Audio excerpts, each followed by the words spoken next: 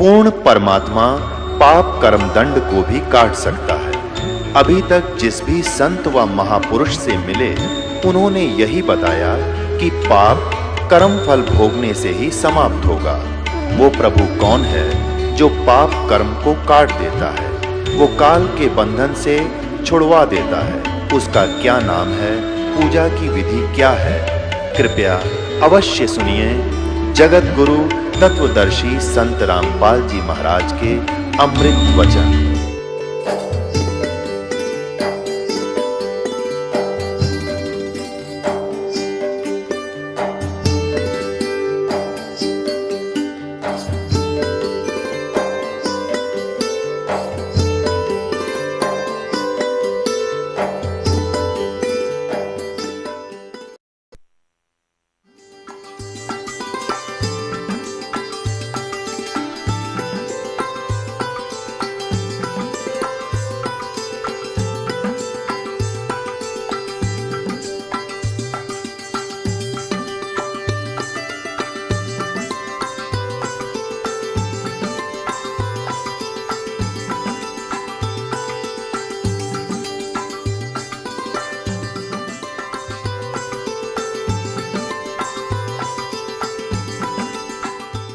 सत्यार प्रकाश इसने लिख दिया सन 1875 में,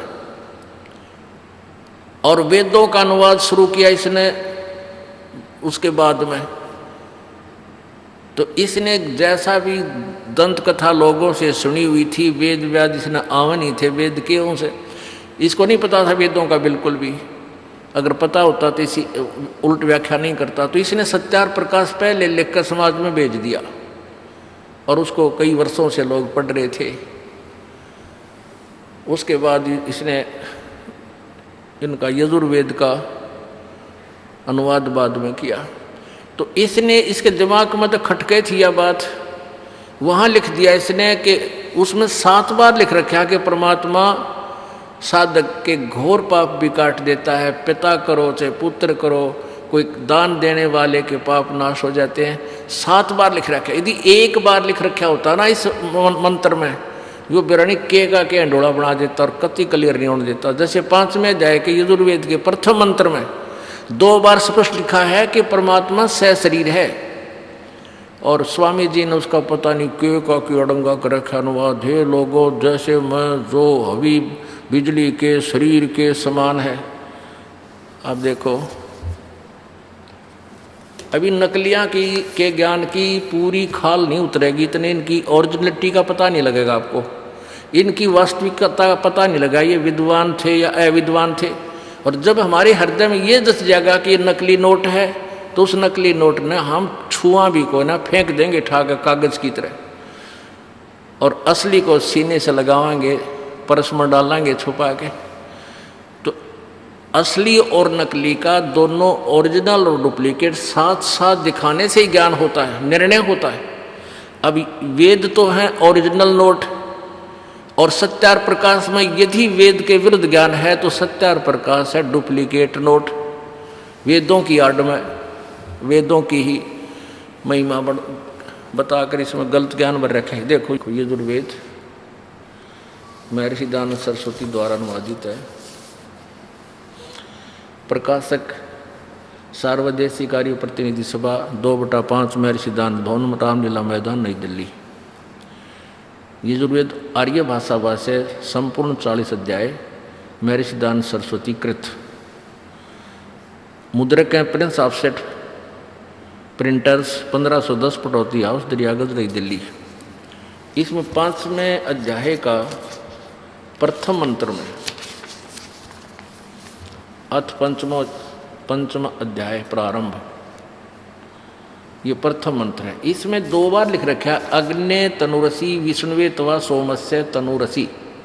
स्वामी जी अनुवाद करते हैं, हे मनुष्यों, तुम लोग जैसे मैं जो हवि अग्नि, अग्नि माने बिजली प्रसिद्ध रूप, अग्नि के तनु शरीर के समान असी माने है।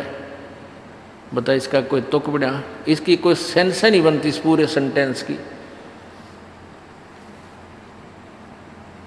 इसका अर्थ सीधा सा बने था अग्नि माने परमेश्वर, और तनु माने शरीर, असी माने तरु माने शरीर, ये स्वयं कह ही रहे, असी माने है भी है। रही बात अग्नि माने क्या है, इन्होंने खुद ही अग्नि माने सैकड़ों स्थानों पर लिखा है, अग्नि माने परमेश्वर, अग्नि माने परमेश्वर। ये देखो प्रथम अध्याय में अग्नि माने जगदीश्वर, पता नहीं कितनी जगह लिखा है। अग्नि माने सत्य उपदेश करने वाले परमेश्वर, यानी बहुत जगह। तो यहाँ पर इकट्ठा ही 2 बार लिखा है अग्नि तनुरसी विष्णु यत्वा सोम से तुमसे। तो हम जो इसको जो प्रसंग चल रहा है पहले उस पर आते हैं। ये है सत्यार प्रकाश, और ये है महर्षि दानंद जी का चित्र। अब देखो, ओह, अब इस पोज ने देख के महर्षि जी के ने ओह आदमी कट के मर जा, ने सोचा भाई साहब विद्वान और महर्षि तो कितने देखा ना सुना। आगे देखो, ये है महर्षि दानंद सरस्वती जी।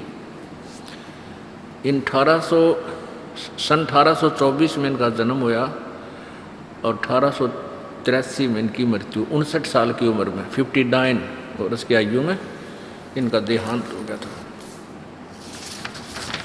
अब देखिएगा, अत सत्यार्थ प्रकाश है, ये सत्यार्थ प्रकाश है।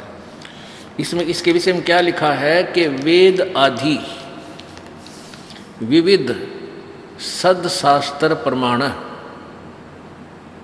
वेद आदि सदशास्त्रों के प्रमाणों सहित इसको लिखा गया है। किसके द्वारा? श्री मत परमहंस परिव्राजकाचार्य महर्षि दानंद सरस्वती स्वामी विरचित है। अब देखो, इस महापुरुष के आगे और पाछे इतनी बड़ी उपमा ला रखी है। हो आदमी ने सोचा भाई कति तोड़ पाड़ रखा होगा ज्ञान का। प्रकाशक है वैदिक यति मंडल, दानंद मठ, दीनानगर, पंजाब। और ये कहाँ से छपा है? ये कहाँ से छपा है? स्वामी ओमानंद सरस्वती के सहयोग से प्रचारार्थ लागत से भी कम मूल्य 25 रुपये। मुद्रक आचार्य प्रिंटिंग प्रेस, दानंद मठ, गोहाना मार्ग, रोहतक से ये प्रकाशित छपा है, मुद्रित है। ये है सप्तम समोल्लास यानी 7वां समोल्लास, और प्रश्न नंबर 154 पे किसी ने प्रश्न किया कि प्रश्न ईश्वर साकार है व निराकार? उत्तर स्वामी जी का है कि निराकार। आगे अपने आत्मा इस 154 पे तो कह रहा है निराकार, और 154 पे स्वयं ही साकार सिद्ध कर रहा है। अपनी व्याख्या का आप ही खंडन कर रहा है। और वास्तविकता यही है कि परमात्मा सह शरीर है, साकार है, इसलिए ये छुपाते हुए भी छुपा नहीं सका। कहते हैं चोर चुरावे तुमबड़ी, वो गड्ढे पानी में, वो गड्ढे हुआ ऊपर आवे न सच्चाई छनी ना। अब देखो 155 पृष्ठ पे 7वां समोल्लास, सप्तम समोल्लास है। 155 पृष्ठ पे के उत्तर दिया। किसी ने प्रश्न किया कि परमेश्वर की स्तुति, प्रार्थना और उपासना करनी चाहिए व नहीं? स्वामी दानंद जी ने उत्तर दिया करनी चाहिए। प्रश्न करता कहता क्या स्तुति आदि करने से ईश्वर अपना नियम छोड़ स्तुति प्रार्थना करने वाले का पाप छुड़ा देगा, यानी पाप नाश कर देगा? स्वामी जी का उत्तर है कि नहीं। तो प्रश्नकर्ता कहता फिर भाई स्तुति प्रार्थना क्यों करना? जब पाप कटा नहीं, पाप कटे बिना सुख नहीं हो, तो फिर प्रार्थना स्तुति किस लिए करें? स्वामी जी उत्तर दे रहे हैं उनके करने का फल अन्य ही है, और फल है। प्रश्नकर्ता ने कहा फिर वो क्या है? उत्तर स्वामी जी का, महर्षि दानंद का उत्तर क्या है कि स्तुति से ईश्वर में प्रीति, उसके गुण कर्म स्वभाव से अपने गुण कर्म स्वभाव का, अपने गुण कर्म स्वभाव से अपने गुण कर्म स्वभाव का सुधरना, प्रार्थना से निरअभिमानता, उत्साह और साहे का मिलना। उपासना से परब्रह्म से मेल और उसका साक्षात्कार होना। अरे तेरा गजब भाई। और ये महर्षि की पदवी पा रहा है महापुरुष, महर्षि, वो तेरा गजब। अब 154 पृष्ठ पर निराकार बता रहा है और यहाँ कहता है कि साधना करणतः साधक के पाप नाश भगवान नहीं करता। पाप साधना से पाप नाश नहीं होते, और लाभ होता है। क्या होता है कि परमात्मा का साक्षात्कार हो जाना और परब्रह्म से मेल। अब इसका क्या विधान है? इसके 4 विधान हैं। एक तो ये कहता परमात्मा निराकार है, दूसरा ये कहता है कि एक ईश्वर एक है, अनेक भगवान प्रभु और नहीं है, कितना नहीं लिखा वेद व्यादों में। और तीसरा इसका ये है कि परमात्मा पाप नाश नहीं करता। और चौथा विधान इसका है कि परमात्मा एक देशीय नहीं है, वो किसी एक स्थान पर नहीं रहता। और एक 5वां विधान और है इसका कि मोक्ष प्राप्त प्राणी किसी एक स्थान पर जाकर के अपने पुण्यों को नहीं भोगता, वो तो घूमता रहता है, वो घूमता रहता है, यानी ऊपर आकाश में घूमता रहता है। 36,000 बार उत्पत्ति प्रलय होगी तब तक वो ऊपर घूमता रहता है और फिर उसका जन्म होता है। अच्छा, फिर इसका सिद्धांत एक है कि जन्म मृत्यु समाप्त नहीं होती। महर्षि दयानंद जी का विधान है। ये 6 विधान है और सारे उल्टे। अब सबका खंडन, इन 3-4 का खंडन था इसी एक स्टेटमेंट तक हो जाएगा। देखिए, सप्तम समोल्लास के प्रारंभ में ही स्वामी जी से किसी ने प्रश्न किया है। ये 7वां समोल्लास, 7वां अध्याय समोल्लास प्रारंभ होता है। किसी ने प्रश्न किया कि वेद में, अब प्रश्नकर्ता सही बोल रहा है कि वेद में ईश्वर अनेक हैं, इस बात को तुम मानते हो वा नहीं? उत्तर स्वामी जी दयानंद जी कहते नहीं मानते, क्योंकि 4 वेदों में कहीं यह नहीं लिखा जिससे अनेक ईश्वर सिद्ध हों, किंतु यह तो लिखा है कि ईश्वर एक है। अच्छा, अब देखिए, अब प्रथम समोल्लास में आ जाइए। इन्हीं के द्वारा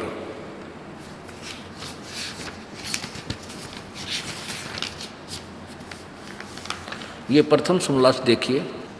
ये प्रथम समोल्लास पृष्ठ 15 पे क्या कहते हैं स्वामी जी? सबसे बड़ा होने से ईश्वर का नाम ब्रह्म है। अब इन्हीं के शब्दों में ब्रह्म कहें चाहे ईश्वर कहें, ब्रह्म कहो चाहे ईश्वर कहो, सबसे बड़ा होने से ईश्वर का नाम ब्रह्म है, यानी ईश्वर को ब्रह्म भी कहते हैं इन्हीं के शब्दों में। फिर 7वें समोल्लास में आइए। अब प्रश्नकर्ता कहता है कि वेद में ईश्वर यानी ब्रह्म अनेक हैं। अब ईश्वर कहते हैं ब्रह्म इन्हीं के शब्दों में। प्रश्नकर्ता कहता है वेद में ईश्वर अनेक हैं, इस बात को ब्रह्म, हम ब्रह्म बोले, अब ब्रह्म अनेक हैं, इस बात को तुम मानते हुआ नहीं? स्वामी जी कहते हैं नहीं मानते, क्योंकि 4 वेदों में कहीं यह नहीं लिखा जिससे अनेक ब्रह्म सिद्ध हों। अब चाहे ईश्वर कहें या ब्रह्म, दयानंद जी कहते हैं नहीं मानते, क्योंकि 4 वेदों में कहीं यह नहीं लिखा कि जिससे अनेक ब्रह्म सिद्ध हों, ईश्वर कहो चाहे ब्रह्म कहो, किंतु यह तो लिखा है कि ब्रह्म एक है, ईश्वर एक है, ब्रह्म एक है। अब आइए इस ये 151 पृष्ठ पे और 155 आपने पढ़ा अभी, तो इसमें कहा कि पाप नाश तो होते नहीं, पाप तो नहीं छुड़वाता भगवान, स्तुति से पाप नाश नहीं होते, उससे और फल है। वो क्या है कि उपासना से परब्रह्म से मेल, उपासना से परब्रह्म से मेल और उसका साक्षात्कार होना। अरे ब्रह्म एक परब्रह्म, जैसे एक दादा एक परदादा, परदादा शब्द 2 दादों का दो दादाजियों का बोध करा रहा है, ऐसे ही परब्रह्म दो ब्रह्म का मेल बोध करा रहा है। एक ब्रह्म, एक परब्रह्म, यानी इस ब्रह्म से नेक्स्ट और ब्रह्म, और उसका साक्षात्कार हो जाना, परब्रह्म से मेल और परब्रह्म का साक्षात्कार हो जाना। अरे वाह, अब पढ़ लिए इस महर्षि के विचार, तेरा गजब, बालक भी ना लिख सकता ये बातें। एक तरफ तो कह रहा कि कहीं ये नहीं लिखा कि जिससे अनेक ब्रह्म सिद्ध हों, और स्वयं दो ब्रह्म सिद्ध कर रहा परब्रह्म शब्द ही नहीं बोलना चाहिए था। अब पुण्यात्माओं, एक तो थोड़ी ना आप पर खंडन कर लिया, अपने स्टेटमेंट को आप पर कट ऑफ कर दिया, निराकार वाली और अनेक ब्रह्म नहीं है। अब रही बात पाप नाशकरण की, एक मोटी सी बात है। पहले तो मानव समाज ने इतना जोर दिया नहीं था इस अध्यात्म ज्ञान की ओर, इन नकली ऋषि में ऋषियों को फाइनल मान के इनकी स्टेटमेंट पर आधारित हो गया। अब हम खूब अच्छी तरह समझेंगे, क्योंकि ज्ञान हो जाएगा कि मनुष्य जीवन केवल परमात्मा पाने के लिए ही मिला है, और अन्य कर्म तो जैसे पशु पक्षी भी अपने बच्चों का प्रजनन करते हैं, उनका परवरिश भी करते हैं, उनमें मोह ममता भी है। तो यदि हम साधना नहीं करते हैं तो पशु तुल्य ही कर्म प्राणी, अन्य प्राणियों जैसे कर्म हमारे हैं, लेकिन मनुष्य शरीर कुछ इसमें अलग से दिया है परमात्मा ने, इसके कर्म भी न्यारे हैं। एक प्रश्नकर्ता कितना बुद्धिमान है। प्रश्नकर्ता ने प्रश्न किया कि क्या साधना स्तुति करने से भगवान पाप नाश कर देगा, छुड़वा देगा? स्वामी जी कहता नहीं। तो प्रश्नकर्ता ही कह रहा है कि फिर साधना की आवश्यकता क्या रहेगी, फिर किस लिए भक्ति करें? अरे ये स्वामी जी नकली कह है, उससे और लाभ हो जाएंगे। अब जैसे कोई औषधि, किसी ने बोर्ड लगा रखा है बहुत लंबा चौड़ा वैद्य का, और कोई उससे पूछे, वैद्य के बोर्ड लगाए बैठा है जो व्यक्ति, उससे कोई पूछे क्या औषधि से रोग नाश हो जाएगा, क्या औषधि रोग छुड़वा देगी? और वो उत्तर देवे कि नहीं, औषधि से रोग नाश नहीं होता। तो ये तो एक स्वाभाविक बात है कि प्रश्नकर्ता यूँ कहेगा फिर औषधि का फायदा क्या खाने का, और वो उत्तर दे कि औषधि खाने से पहलवान बन जाएगा। तो क्या वो वैध है? वो तो नकली आदमी कति डुप्लीकेट स्पष्ट। जैसे साबुन के गुणों में लिखा है, साबुन के गुणों में लिखा है कि साबुन कपड़े का मैल छुड़वा देता है, मैल नाश कर देता है, और कोई बोर्ड लगाए बैठा हो साबुन का थोक विक्रेता, और उससे कोई पूछे क्या साबुन कपड़े का मैल काट छुड़वा देगा, और वो काट के गुटके बेचनिया नकली साबुन के स्थान पर, यानी डुप्लीकेट आदमी हो सके जो 2 नंबर का काम करता हो, या कति फिर नशे में टुन बैठा है जिसने इतनी सोची भी कोई ना साबुन कपड़े का नाश मैल नाश नहीं कर सकता। तो वो उत्तर देवे कि नहीं, साबुन से कपड़े के मैल नाश, साबुन कपड़े का मैल नहीं छुड़वा सकता। उससे और लाभ होता है क्या कि साबुन कपड़े को मजबूत कर देता है। तो उस पीरियड में पता है क्या का, वो तो नकली दुष्ट इंसान है। तो यही दशा इस महर्षि दयानंद के ज्ञान की है, अध्यात्म ज्ञान की। अब आपको दिखाते हैं, वेदों में परमात्मा के गुण लिखे, इस पवित्र वेद में परमात्मा के गुण लिखे इसके अंदर, और परमात्मा के गुणों में लिखा है कि परमात्मा परमेश्वर पूर्ण ब्रह्म सत्य भक्ति करने वाले के घोर पाप का विनाश कर सकता है। ये देखिएगा, महर्षि दयानंद सरस्वती इसके अनुवादक हैं, वेदों के राइटर नहीं है ये, वेदों के अनुवाद करता है। जैसे गीता जी तो ब्रह्म द्वारा बोली गई है श्री कृष्ण जी में प्रवेश करके, ऐसे ही वेद ज्ञान भी ब्रह्म द्वारा दिया गया है। अनुवाद करता बहुत से हैं, अपने अपने दिशा से उन्होंने दृष्टिकोण से अनुवाद किया। प्रकाशक हैं सार्वदेशी कार्य प्रतिनिधि सभा 2/5 महर्षि दयानंद भवन, रामलीला मैदान, नई दिल्ली। यजुर्वेद आर्य भाषा भाष्य संपूर्ण 40 अध्याय महर्षि दयानंद सरस्वती कृत, इन्होंने इसका अनुवाद किया है। मुद्रक हैं Prince offset printers, 1510 Pataudi house, Daryaganj, Nai Delhi. अब यजुर्वेद अध्याय नंबर 8 के और श्लोक नंबर 13 को आपको दिखाते हैं। अष्टमो अध्याय 8वां अध्याय 241 पृष्ठ पे हम देख रहे हैं। नीचे देखो, ये 13वां मंत्र है 8वें अध्याय का, यजुर्वेद का। इसमें लिखा है कि देव कर्तस्य एनस्य अवजनमसि, मनुष्य कर्तस्य एनस्य अवजनमसि, पितृ कर्तस्य एनस्य अवजनमसि, आत्म कर्तस्य। इसका अनुवाद इन्होंने 242 पृष्ठ पर किया है। अब यहाँ इसने थोड़ी सी पूरी गड़बड़ कर दी। क्या लिखा कि हे सबके उपकार करने वाले मित्र आप, दान देने वाले के, एनस्य माने अपराध के यानी पाप के, विनाश करने वाले हो, साधारण मनुष्यों के किए हुए अपराध के विनाश करने वाले हो। अब ये पढ़ने वालों ने जो इनका अनुवाद पढ़ा तो ये देख, पहले तो सत्यार प्रकाश पढ़ते हैं। अब पुण्यात्माओं कोई भी व्यक्ति है पहले तो सत्यार प्रकाश पढ़ता है। सत्यार प्रकाश के बाद वो सोचता ही नहीं कि वेद भी जरूरी है पढ़ने। मान लीजिए किसी पुण्यात्मा ने इतनी भी सोचा कि महर्षि दानंद द्वारा अनुवादित वेदों को भी अपने घर पर ले जाते हैं, पढ़ने की चेष्टा की, तो इसमें लिख रहा क्या है, सबके उपकार करने वाले मित्र आप, दान देने वाले के पाप का नाश कर देते हो, साधारण मनुष्यों के किए हुए अपराध विनाश कर देते हो। तो इन्हों सोचे तो मित्र के बारे में लिख रखा है, चलो आगे। यानी किसी के मन में उस सत्यार प्रकाश वाली व्याख्या पर शक नहीं हुआ, लेकिन दास का मोतियाबिंद हट गया। परमात्मा ने अज्ञान रूपी मोतियाबिंद का ऑपरेशन इस दास का कर दिया, और जिस कारण से इस दास को दूर से दिखाई देने लगे इन अज्ञानियों के अज्ञान अनुभव। ये देखिएगा सत्यार प्रकाश में,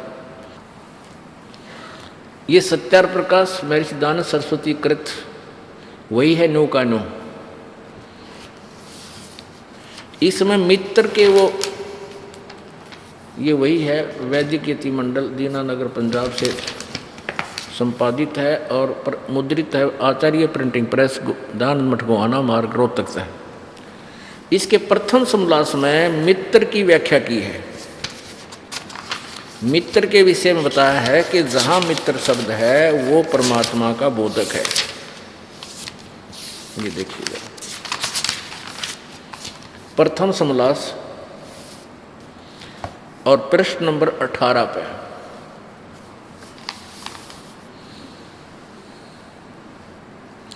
ये मित्र के नाम पर, मित्र के विषय में जानकारी दे रहा है। स्वामी जी कह रहे हैं कि सबसे स्नेह करे, सबको प्रीति करने योग्य है, वह परमेश्वर सबका सच्चा मित्र है। इससे परमेश्वर का नाम मित्र है। पुण्यात्माओं इन्हीं के शब्दों में अब यहाँ हम मित्र के स्थान पर परमेश्वर शब्द प्रयोग करेंगे। ये यजुर्वेद 242 पृष्ठ स्वामी दानंद द्वारा भाषा भाष्य है। हे सबके उपकार करने वाले परमेश्वर आप, हम परमेश्वर बोलेंगे।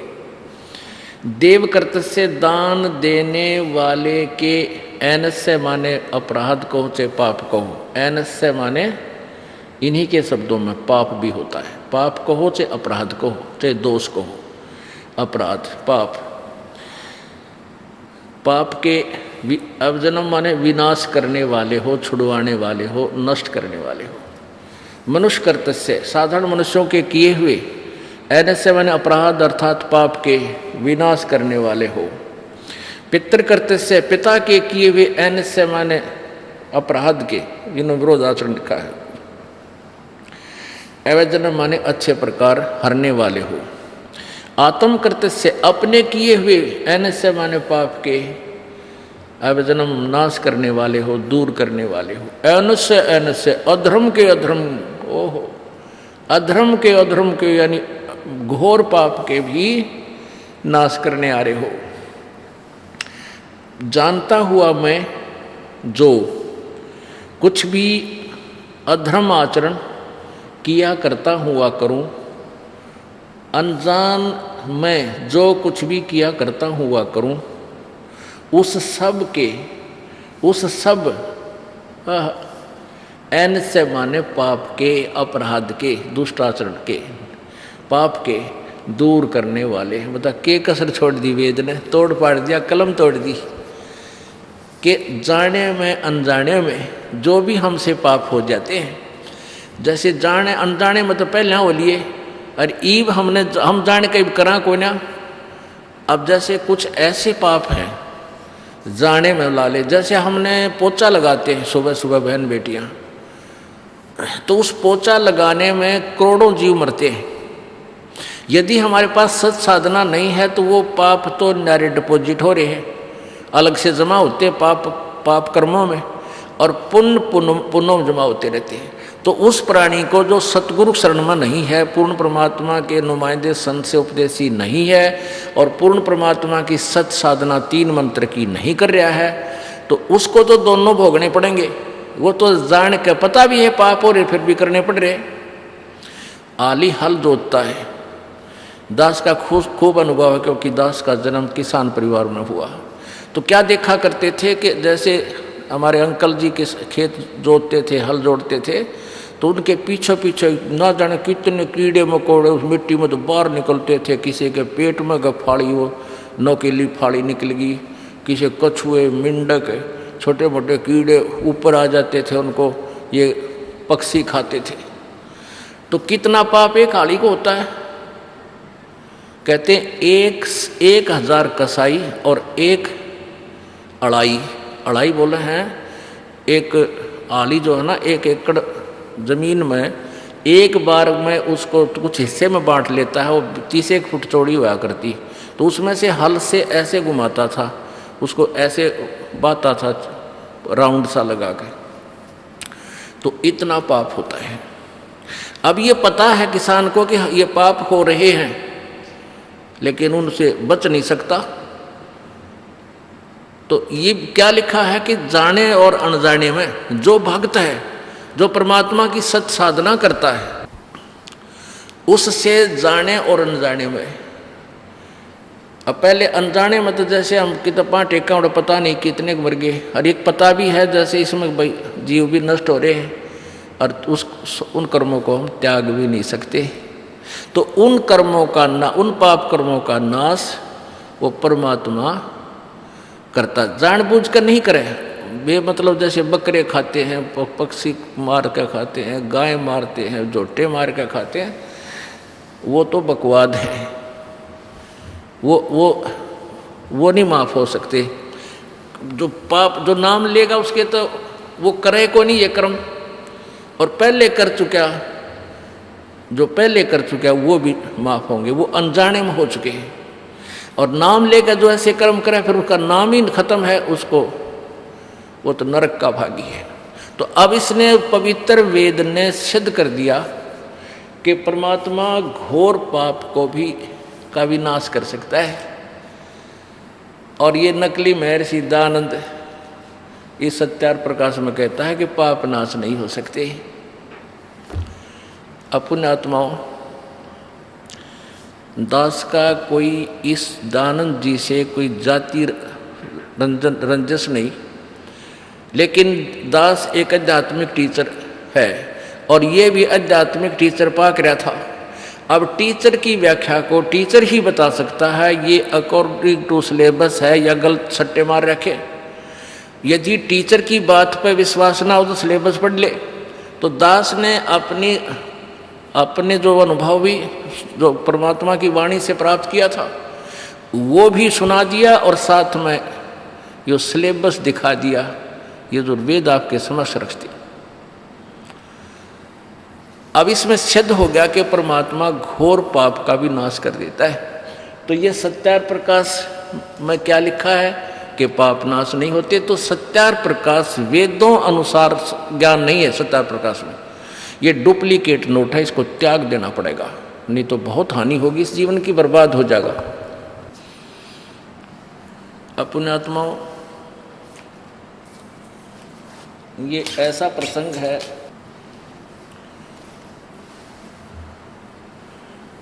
कि जब तक हम स्वयं परमात्मा के विधान से परिचित नहीं होंगे तो हमें विश्वास दृढ़ नहीं हो सकता, और जब तक हमें दृढ़ विश्वास नहीं होगा हम उस काम को सिरे नहीं चढ़ा सकते।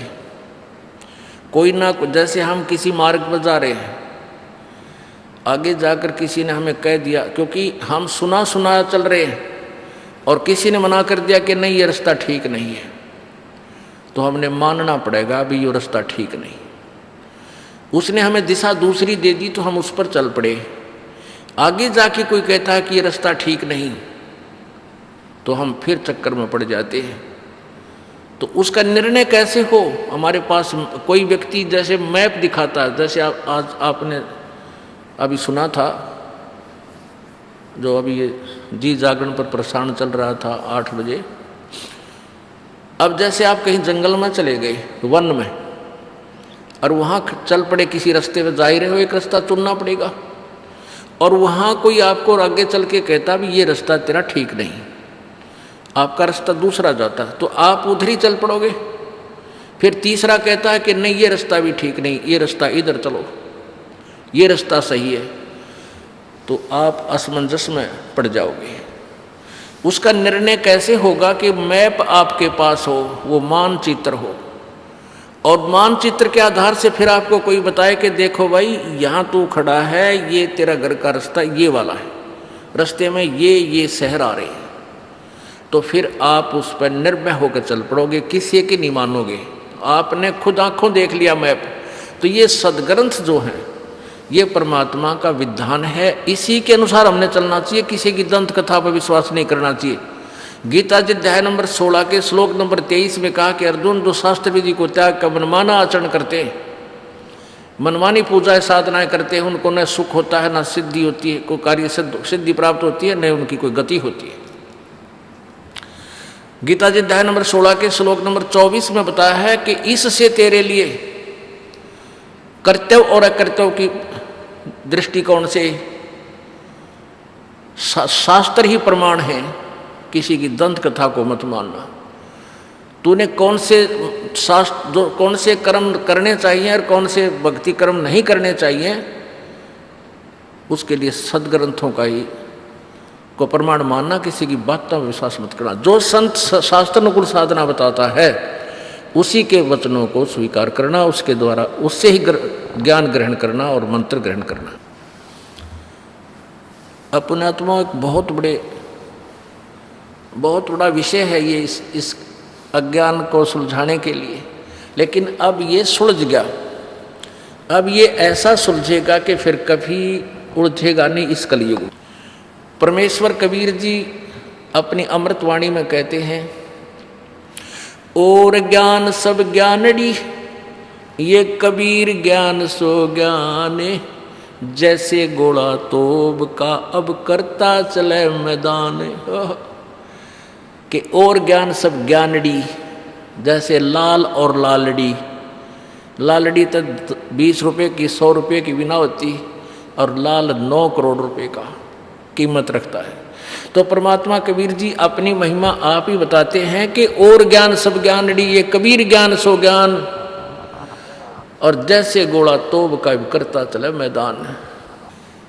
फिर परमात्मा बताते हैं, 9 मन सूत उलझिया, ऋषि रहे झकमार, और सतगुरु ऐसा सुलझा दे उलझे ना दूजी बार। 1 किलो सूत उलझ जाना हमने देखा, हमारी मार दादी ताई का क्या करती, सूत को ऐसे उसमें डाल और फिर उसको सुलझाने लग जाती, तो वो उलझ पुलझ हो गए, और टूटने का डर में टूटना नहीं चाहिए, फिर इसमें गांठ पड़ जाएगी। वो सुलझाने में एक होता था वो गोला सा, उस सन 2 जो है ना सारा दिन लग जाता उनको सुलझाने में। परमात्मा कहते हैं कि इस काल भगवान के नकली संतों, ऋषियों, गुरुओं और मैं ऋषियों ने ये तत्व ज्ञान को बिगाड़ दिया, शास्त्रों को ज्ञान को बर्बाद कर दिया, 9 मन सूत उलझा दिया, और ऋषि रहे झकमार। इन ऋषियों को भी रास्ता नहीं मिला, ज्ञान प्राप्त नहीं हुआ।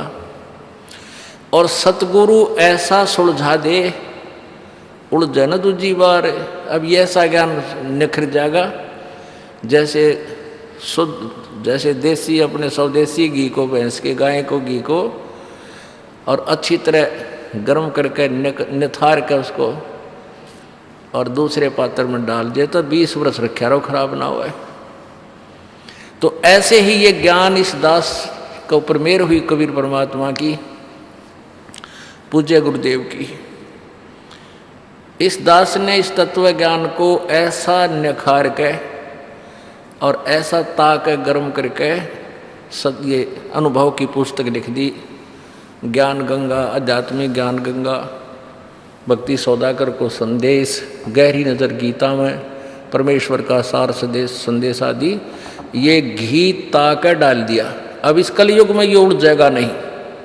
जिसने भक्ति चाहिए उनका बेड़ा पार होगा। अब बात रही परमात्मा निराकार है व साकार।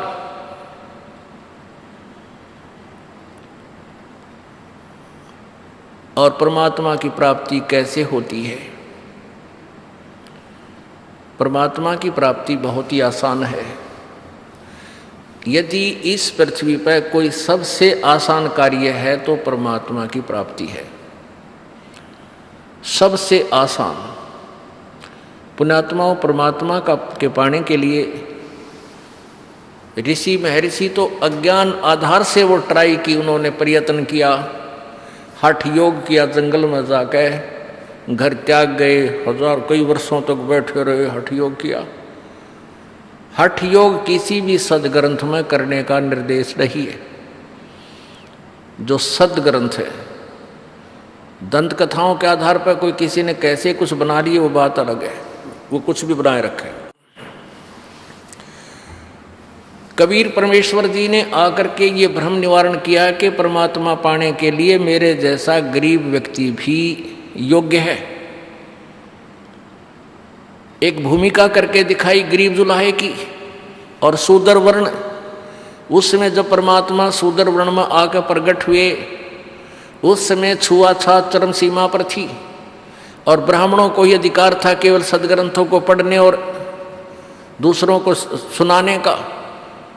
अन्य व्यक्ति इनको पढ़ नहीं सकता था, संस्कृत भाषा को केवल ब्राह्मण ही पढ़ सकता था। तो उस समय परमात्मा ने आकर बताया कि ऊंचे कुल, परमात्मा कहते हैं ऊंचे कुल में भक्ति ना हो, मुझे नीचा ही कुल दीजिए। और तपिया ने तो जब तब के ने लो दिया नालपति जय। ऊंचे कुल में दुर्योधन रावण और नीचे कुल में गणका, और गणका भी लड़ी पार उतरगी, गर्भ करो मदन का। अब ऊंचे कुल में अभिमान स्वाभाविक है, और जहां अभिमान है वह भगवान नहीं हो सकता, ये भी स्वाभाविक है।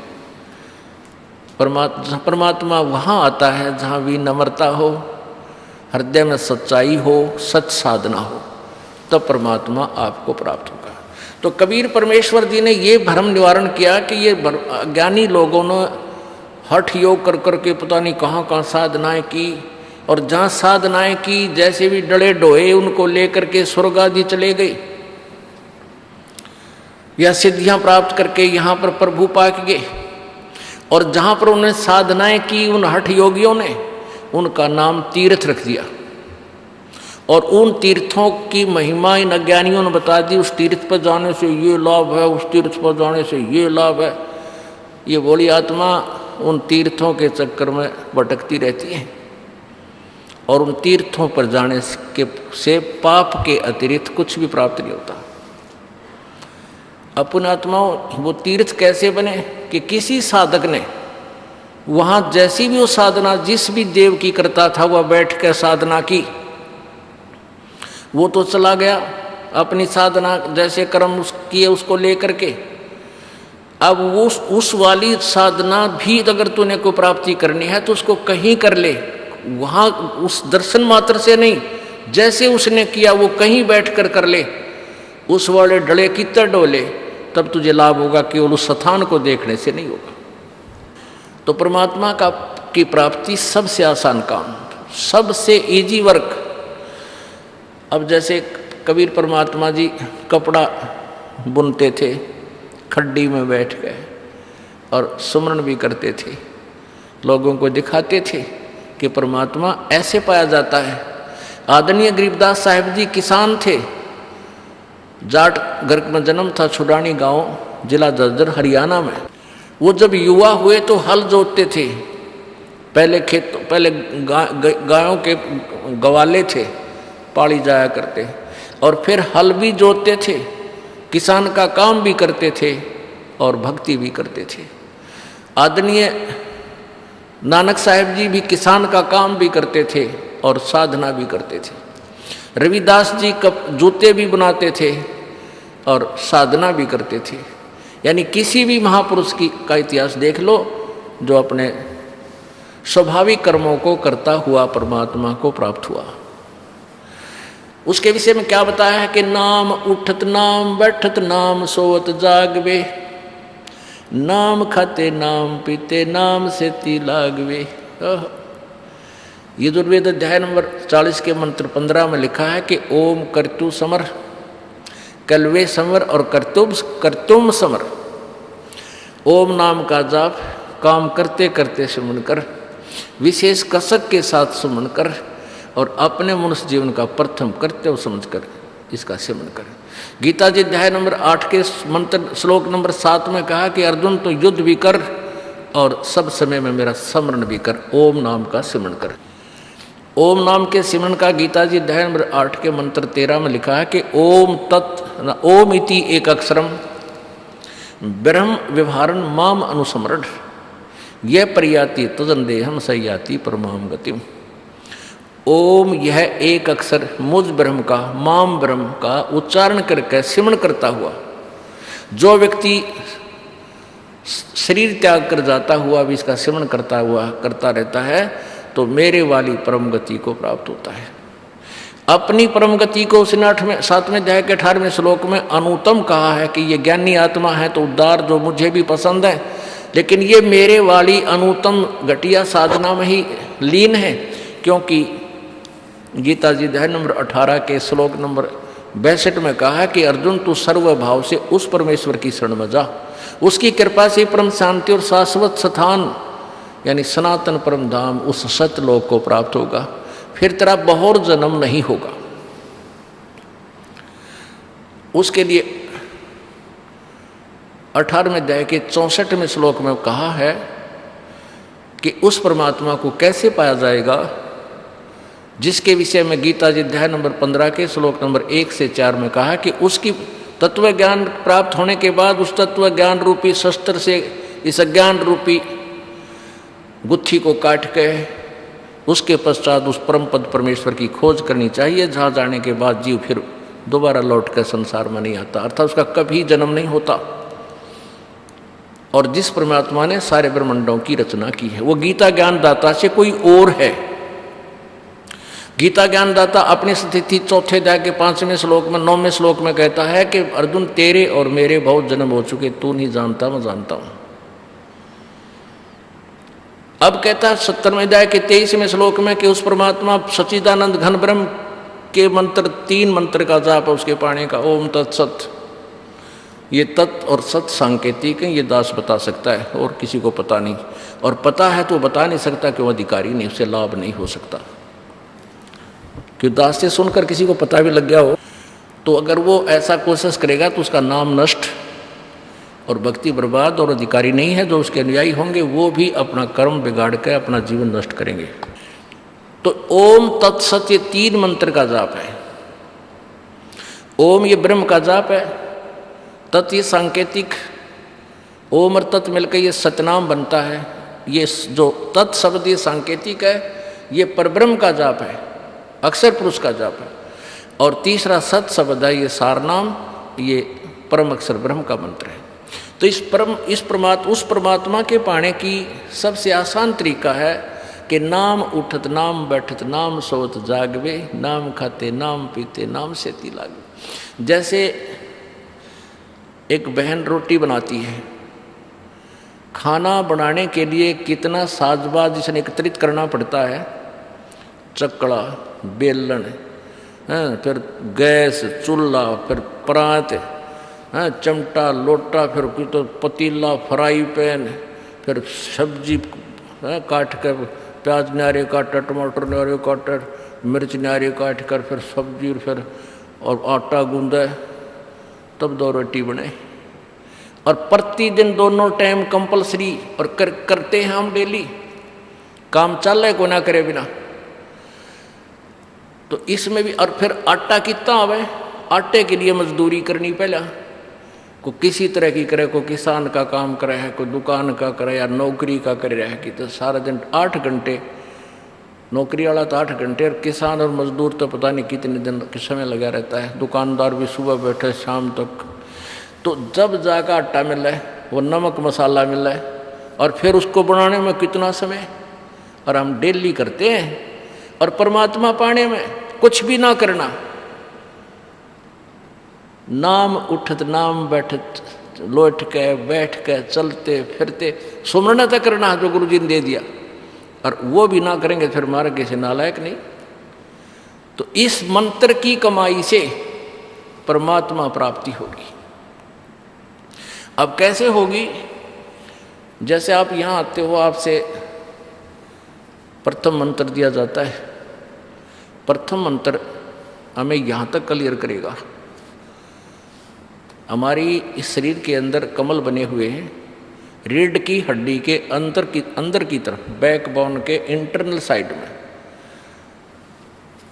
बैकबोन के बीच में हमारे एक ऐसी अंदर की तरफ अंतड़ी सी बनी हुई है, जैसे ये हाथ की रेखाएं ऐसी होती है ना, गोल गोल सी उंगलियां की ऐसी, और उनके अंदर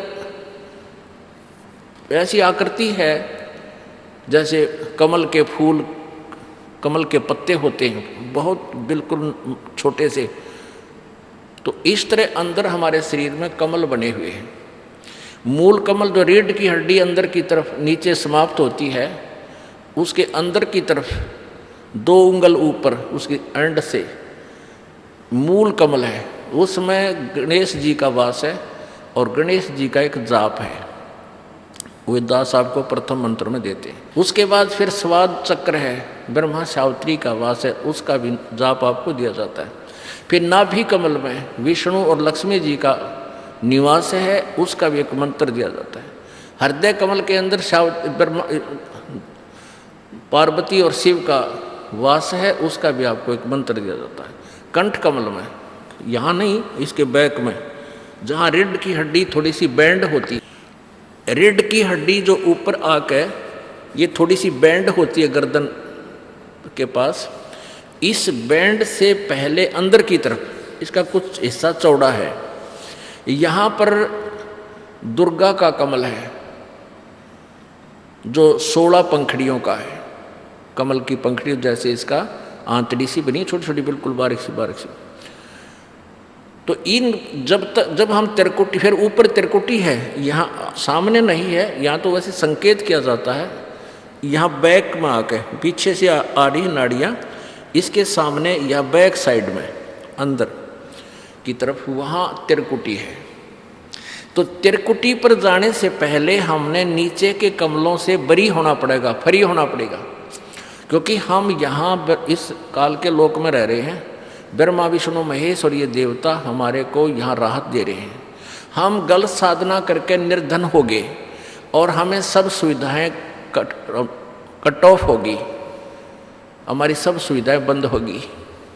अब जैसे आप विदेश गए हो और फैक्ट्री ला ली, आप यहीं समझ लो आपने कोई फैक्ट्री लगा ली, फैक्ट्री में लाभ होया को नहीं, तो आपका टेलीफोन कनेक्शन कट गया क्योंकि बिल नहीं भरे, आपका जो है ना बिजली का कनेक्शन कट गया क्योंकि आप बिल नहीं भर पाए, ऐसे पानी का कनेक्शन कट गया, और भी जो भी सुविधा प्राप्त थी वो सब आपकी जो है ना कट ऑफ होगी। तो आप दोनों निर्धन हो गए। तो कोई ऐसा प्रभावशाली व्यक्ति आपको मिला है और वो उन महकमा को का गारंटर बने, आपकी सब सुविधाएं चालू करावे और फिर आपसे कहे भी आप इनका बिल भरो कमाई करके। तो ऐसे ये दास आपका गारंटर बन गया और ब्रह्मा विष्णु महेश इन देवताओं से आपका कह करके पुनः आपका काम चालू करा दिया। जैसे सरकार गरीब आदमियों को सब्सिडी भी दे देती है, अभी ईब तू आगे अपना धंधा खुद कर ले, पाया पर खड़ा हो, काफ़ी राहत दे देती। ऐसे ही परमात्मा आपको सब्सिडी देगा प्रारंभ में, तो वो सब फिर आपने इस मंत्र की कमाई की मजदूरी करनी है। इन भगवान इन देवताओं की पूजा नहीं है ये, या तो मजदूरी है और मजबूरी है। इनकी एक नाम की कमाई करके फिर आप इनका जो हमारे ऊपर ऋण है वो ऋण दे देंगे, ये हमें यहाँ से बरी कर देंगे। तो त्रिकुटी पर जाने से पहले हमने नीचे के सब क्रियाओं से बरी होना पड़ेगा, यहाँ से नो ड्यू सर्टिफिकेट लेना पड़ेगा। और ये राधा स्वामी पंथ वाले क्या कहते हैं, हमारे गुरुजी कहते हैं हमने नीचे का कोई लेन देन नहीं है, हमारा मार्ग तो त्रिकुटी से प्रारंभ होता, हम सीधे त्रिकुटी से जाएंगे। त्रिकुटी को बरवाड़ा का बस स्टैंड नहीं, कोई जाके वहाँ कोई जा खड़ा हुआ है रिक्शा में या वैसे पैदल, बालका खेल बना रखा है, त्रिकुटी ने देखा भी नहीं है। त्रिकुटी तो इंटरनेशनल एयरपोर्ट है, अंतर्राष्ट्रीय हवाई अड्डा। वहाँ जाने से पहले सारा टारगेट बनाना पड़ता है, वीज़ा लेना पड़ता है, वहाँ का पासपोर्ट बनवाना पड़ता है, और वहाँ की सरकार से वापस आने के लिए, स्वदेश आने के लिए नो ड्यू सर्टिफिकेट लेना पड़ता है। और फिर त्रिकुटी यानी इंटरनेशनल एयरपोर्ट पर जाते हैं। इंटरनेशनल एयरपोर्ट यानी त्रिकुटी पर पहुँचने के बाद ये सतनाम की कमाई, सतनाम 2 मंत्र का है, इसमें एक ओम मंत्र है और दूसरा तत्संकेतिक है, जिसको सतनाम प्राप्त है उसको पता है। तो ओम मंत्र के जाप की कमाई हम इस ब्रह्म को छोड़ देंगे, क्योंकि ये इसकी मजदूरी है, इसके नाम की कमाई है। ये स्वयं भी कहता है गीता जी अध्याय नंबर 18 के श्लोक नंबर 62 में कि ये कहता है कि हे अर्जुन, सर्व भाव से तू उस परमेश्वर की शरण में जा और उसकी कृपा से तू परम शांति और सनातन परम धाम को प्राप्त होगा। उसकी शरण में जाने के लिए क्या तरीका अपनाना है? 18वें अध्याय के 66वें श्लोक में, सर्व धर्मान परित्यज्य माम, मेरे सतर की सभी धार्मिक कर्म, मेरे सतर के सभी धार्मिक कर्मों की कमाई मुझ में परित्यज माम, मुझ में छोड़, और एकम शरणम व्रज, एकम माने जिसके बराबर दूसरा ना हो, अद्वितीय सर्वशक्तिमान समर्थ उस परम परमेश्वर परमात्मा की, उस परम अक्षर ब्रह्म की शरण में व्रज माने जा। और इन नकलियों ने, इन डुप्लीकेट ऋषि महर्षि अनुवादकर्ताओं ने 18वें अध्याय के 66वें श्लोक का अर्थ व्रज माने आना कर दिया। व्रज माने जाना होता है। ये शब्दकोश हमारे पास है, ये देखिए, ये शब्दकोश हमारे पास है, इसमें देख सकते हैं।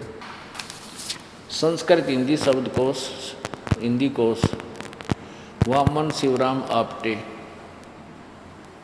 ये है मोतीलाल बनारसी दास पब्लिशर प्राइवेट लिमिटेड दिल्ली से। इसके 993 पृष्ठ पे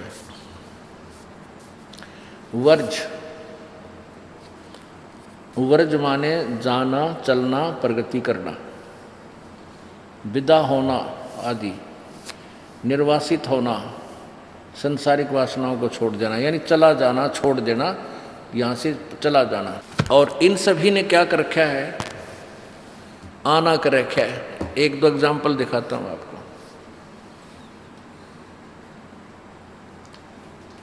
अपने आत्मा जब हम नकली और असली नोट में देखेंगे तभी तो हमें विश्वास होगा कि ये नकली है, ये असली है। एक बहन ने PhD कर रखी है Sanskrit, MA in Sanskrit and Shastri, और PhD कर रखी उस लड़की ने, उपदेश लिया उस बेटी ने, हिसार से रहने वाली है। तो उसने कहा जी जो अनुवाद आपने किया ये तो अद्वितीय है, कभी बुद्धि ही नहीं गई किसी की यहाँ ऐसे, और बिल्कुल व्रज माने जाना ही होता है। अब उस बेटी की शादी होगी एक ऐसे ही PhD संस्कृतायत है, उसको अपने पति से उसने बताया, तो वो मान के राजी नहीं, क्योंकि पढ़ा लिखा भी में संस्कृत PhD संस्कृत में। तो उसने कहा कि उस बेटी ने बताया कि उसने मेरे पति ने एक और शब्द को और ले रखा किसी का, उसमें वर्ज माने जाना भी है और आना भी। गाँव काट दिया रोग। अब गो माने जाना है तो आना क्यों कर हो जाएगा गो का अर्थ।